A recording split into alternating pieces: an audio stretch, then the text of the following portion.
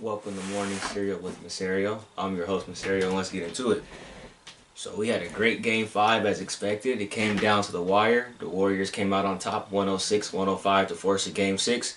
During the process, Kevin Durant, he got hurt. He re-aggravated that right leg, and it later came out that it could be a torn Achilles, and that it'll be more evaluations tomorrow. And so just going forward with that, it really sucks because, a player like him, somebody who dedicates their life to basketball and all they do is eat, sleep, and breathe basketball, for somebody to bust their butt knowing that they weren't 100% healthy and they came back for their team knowing they were down 3-1 and they came back and they got hurt just minutes into the game. And so you have to feel bad, just being a basketball fan, being a sports fan, you have to feel bad and you have to feel for him because, that plays with you emotionally. Coming back from an injury and then getting re-injured. So that sucks. And, my prayers go out to Kevin Durant just as I'm sure as everybody else's does. Hopefully he has a speedy recovery and hopefully his team could hold up without him.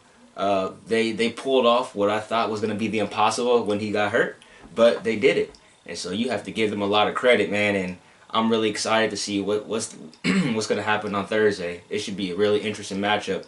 Kawhi Leonard, take none the less from him. He came up big in that fourth quarter. He went personally on a 12-3 run against the Warriors, and that was something special within itself. He got them up to a game-high 6-point lead, about 3 minutes left, and the Warriors just answered like they're the Warriors. They won a 9-0 run, and they end up holding on to the lead thanks to Draymond Green blocking Kyle Lowry for the game winner.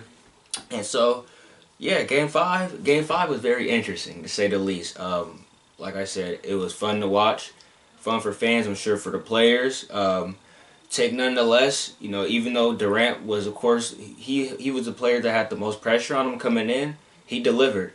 In his 12 minutes, he had 11 points. So, you can't really say that he didn't do his part because he's basically on pace to get 35 plus. So he definitely did his part. And then, of course, Stephen Curry. Stephen Curry, he balled out. That first half, he had 23 points. The second half, he didn't do as well, but hey, he still hit shots when they needed him and Clay. So you got to give it up to those boys for experience because experience, that's what matters the most, and that's when it comes to play right now. Like I said earlier today, the whole Warriors team, they have a lot of experience, whereas the Raptors, they don't have too much experience on their side. Beside Danny Green, Kawhi, and Ibaka, those are the only three that have had NBA Finals experience.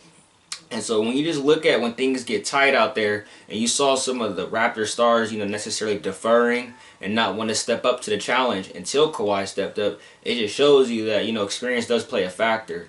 And when things get tight, backs get tight as well, if you know what I mean. And so I think all in all, this is going to be a great series. Game 6 is going to come down to the wire probably again. Very surprised by what Boogie Cousins did. I expect big things out of him once again, big things out of the bench. It's going to be interesting. It's going to be interesting. I like the adjustments that Steve Kerr made. I like the adjustments that Coach Nurse made as well. I think it's going to be set up for a big challenge for both teams.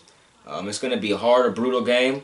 The last game in the Oracle, the boys are not trying to go out with an L. You don't want to lose the championship on your home. They've experienced that before they acquired Kevin Durant.